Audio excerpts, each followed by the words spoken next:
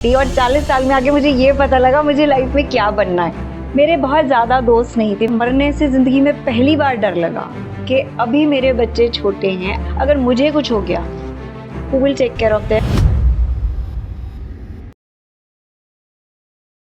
आज हमारे साथ जो आए हैं वो है स्पेशल गेस्ट प्राची जी।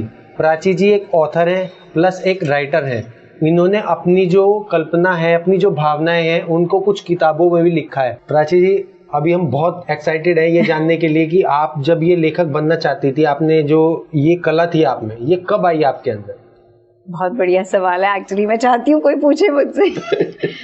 ये जो था लिखने का शौक ना मुझे बचपन से था, बट बचपन में क्या होता है कि कोई आपको उस टाइम पे गाइड नहीं कर पाया मुझे कि भाई लिखना भी एक आप एज अ करियर चूज कर सकते हो।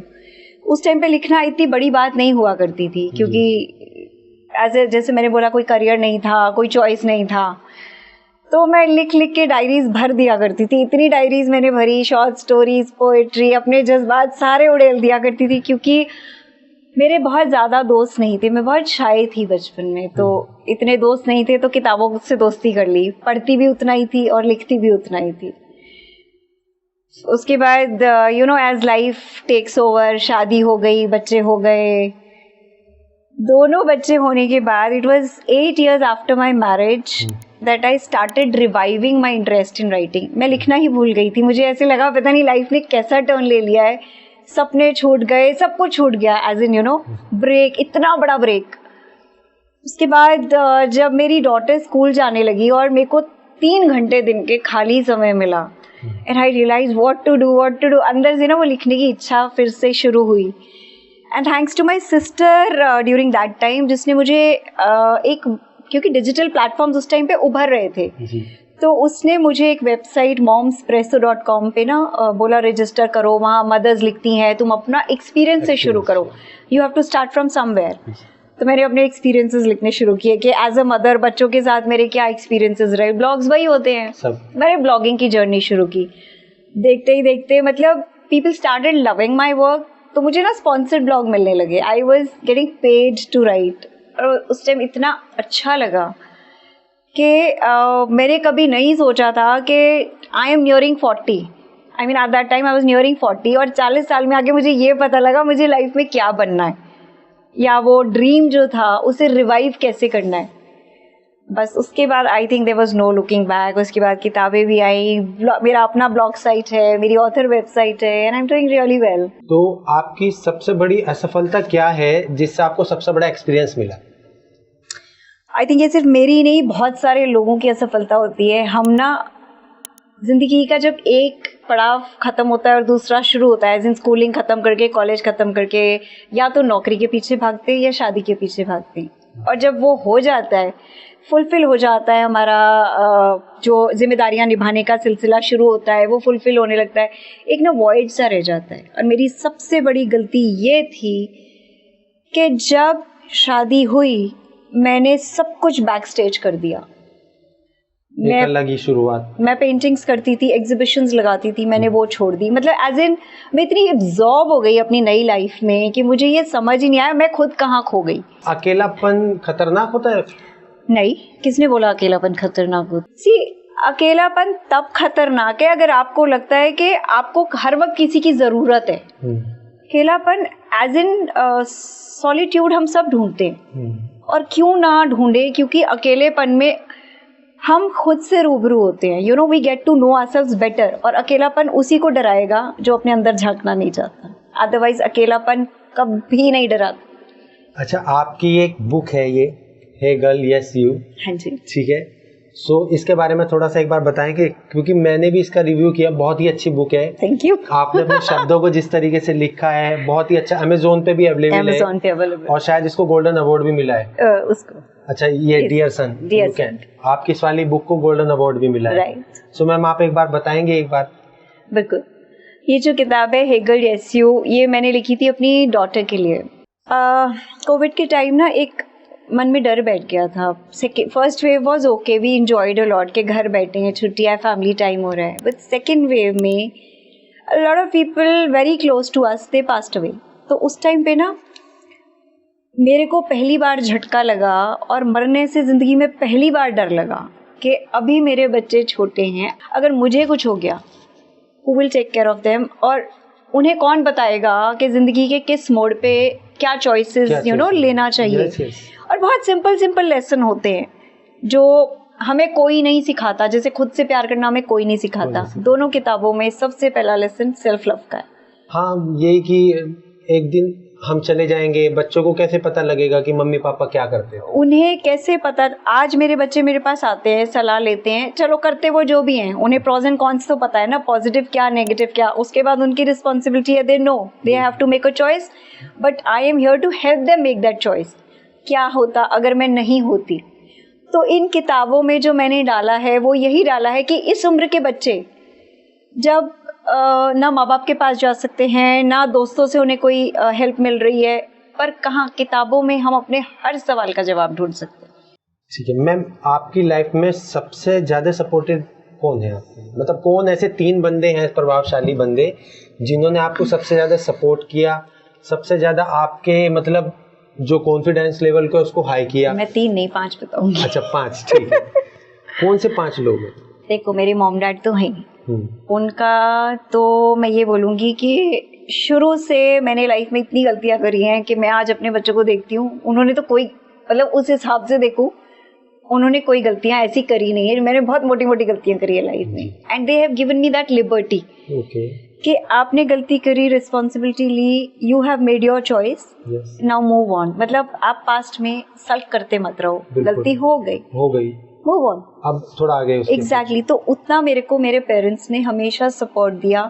देन जैसा कि मैंने कहा, मेरी सिस्टर एट एवरी स्टेज, वैसे तो मेरी पूरी फैमिली, मतलब अभी भी मैं बोलूँ ना, हर मुश्किल में मेरी पूरी फैमिली खड़ी है, सपोर्टिव।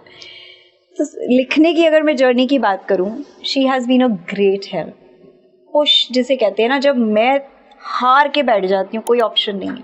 ठीक है। सो मैम, आपकी जो गोल्डन अवार्ड वाली बुक है dear son you can't stay little always, हाँ जी, तो उसके बारे में एक बार थोड़ा सा रिव्यू करेंगे आप? थोड़ा मतलब हम जानना चाहते हैं एक बार। एक्चुअली ये किताब लिखी है टीनेज बॉयज़ के लिए, preteens and teens, because जब बच्चे टीनेज ईयर्स में आते हैं, that is the time they are very confused, ना तो वो बच्चे रह जाते हैं, ना वो पूरी तरह से अडल्ट हैं अभी। एंड इस टाइम पे ना लाइफ के डिफरेंट नोशंस वो लोग फॉर्म कर रहे होते हैं, फिज़िकली ग्रो कर रहे हैं, इमोशनली ग्रो कर रहे हैं, मेंटली उनके पास इतना प्रेशर है। आजकल तो डिजिटल वर्ल्ड का प्रेशर है, peer pressure as it is है, होमवर्क हो गए, स्कूल लाइफ हो गई, you know, so they are so occupied and preoccupied with lot of things कि उनके पास बैठ के ये सोचने का समय ही नहीं है कि जिन इशूज से मैं डील कर रहा हूँ उनका सोल्यूशन क्या है।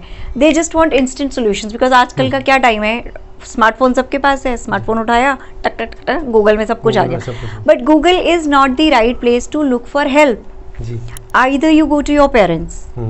सो this book is basically for boys who are fighting inside, mentally emotionally. वो एक स्पेस ढूंढ रहे हैं कि मैं ग्रो तो कर रहा हूँ, पर क्या मैं सही दिशा में जा रहा हूँ या नहीं जा रहा, जो मैं सोच रहा हूँ वो सही है कि नहीं सही है। ये पेरेंट्स भी पढ़ सकते हैं, बिकॉज मैंने इसमें हर चीज़ उस तरीके से नज़रिए से लिखी है। मैं खुद एक मदर हूँ, and I know what parents feel when the kids don't come and share.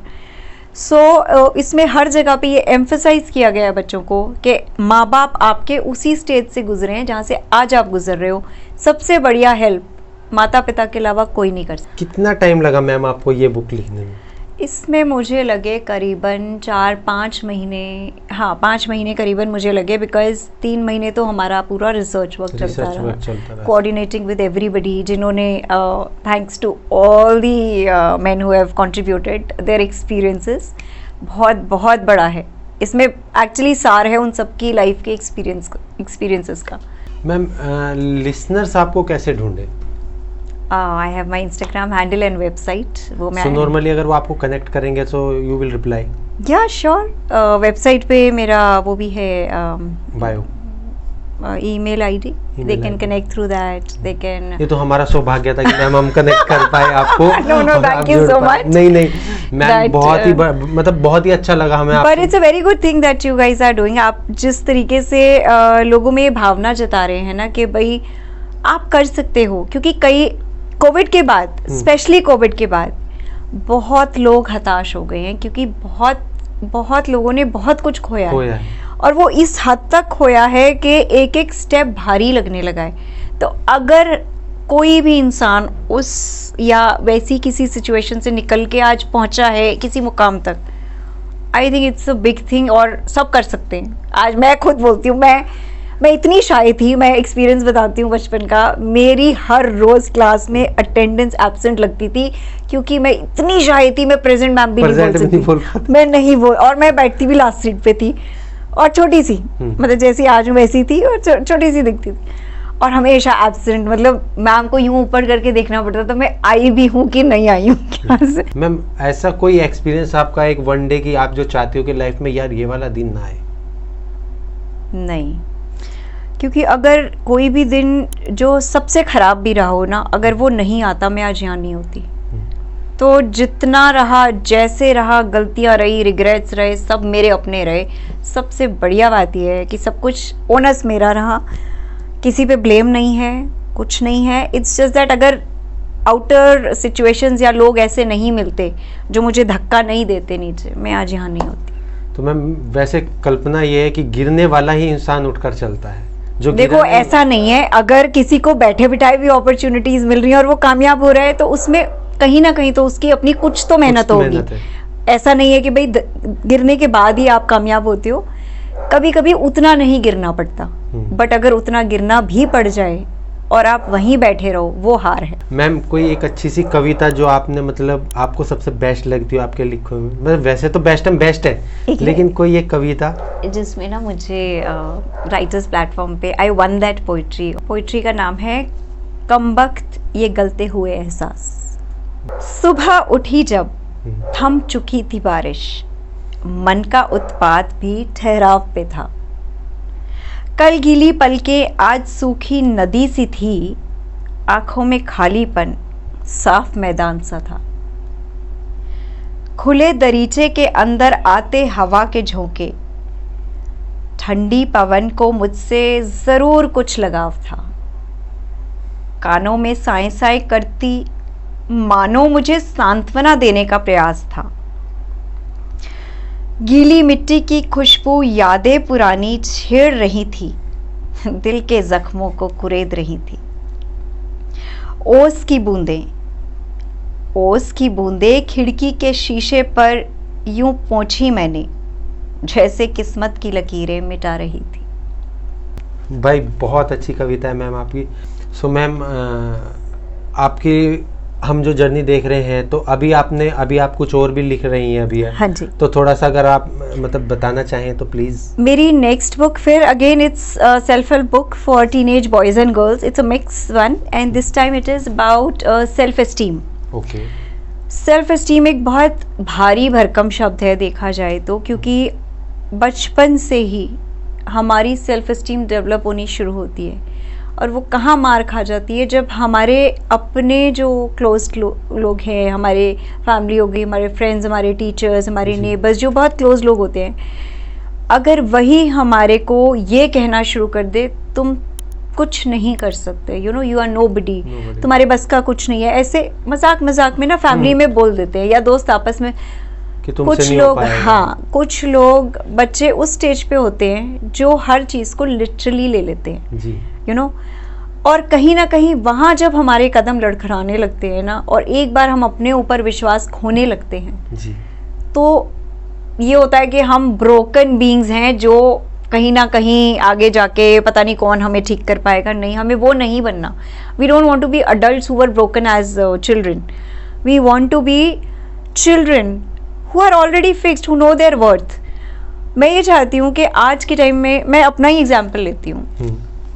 मैंने जैसे बोला मैं बहुत शाय थी, मैं कभी डांस नहीं सीख पाई, मैं गाना गाती थी, सिंगर बनना चाहती थी, मैं नहीं बन पाई फॉर वॉट एवर रीजन्स।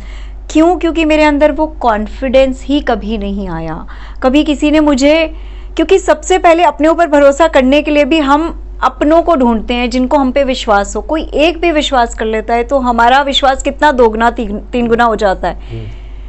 तो हमें हमेशा ना जिंदगी में बच्चों को ये रियलाइज़ करवाना चाहिए कि वो सब कुछ कर सकते हैं, जिस चीज़ पे वो अपना फोकस डाल दें या अपना मन बना ले कि हाँ मैं ये कर सकता हूँ, फिर चाहे उस टाइम वो बच्चे में वो कैलिबर नहीं है, पर वो देखिए कि उसमें कितना कॉन्फिडेंस आएगा, मैं कर सकता हूँ तो चलो मुझे सीखना चाहिए। मैम जैसे बहुत से लोग आपकी बुक अभी पढ़ नहीं पाए हैं, सो आप उन्हें क्या सजेस्ट करते हो? अगर वो बुक पढ़ने के लिए प्रेरित होते हैं तो आप उन्हें एक छोटी सी सजेशन क्या दोगे?